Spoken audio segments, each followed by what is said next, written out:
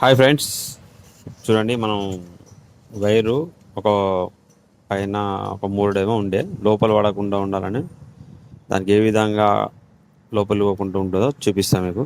ఎందుకంటే ఇప్పుడు రైతు పైపులు దించుకుంటాను. ఇది వరకు ఏమైందంటే వైర్ కడేసుకొని పోయారు. ఆ లోపల పడిపోకుండా ఉండాలంటే ఏ విధంగా అనేది ఈ వీడియోలో చూపిస్తాను మీకు. పడిపోకుండా ఉండాలంటే పైపు దించినాం, అంటే తీసినాం, మళ్ళీ వేరే పైపులు దించినట్టు మళ్ళీ ఫిట్టింగ్ చేస్తున్నాం. చూడండి, ఫిట్టింగ్ చేసినాక చూస్తారు కదా, ఆ రబ్బర్ పోయేదాకా ఫుల్ టైట్ చేయాలి. ఎందుకంటే లాస్ట్ పైప్ అది క్లాంప్తో కాబట్టి అట్లా అవుతుంది అది.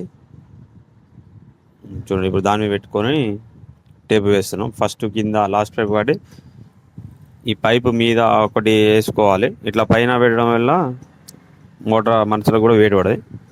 పైప్ దించినా కూడా ఈ విధంగా ఇక్కడ వేసుకుంటే ఎవరైనా దొంగ వైర్ కడి వేసుకున్నా కూడా ఇక్కడనే అయిపోతుంది, లోపల పడిపోదు. మళ్ళీ లోపల పడిపోతే రైతుకి ఇబ్బంది అవుతుంది, మళ్ళీ మనుషులు రావాలి, లేపాలి, పెట్టాలి.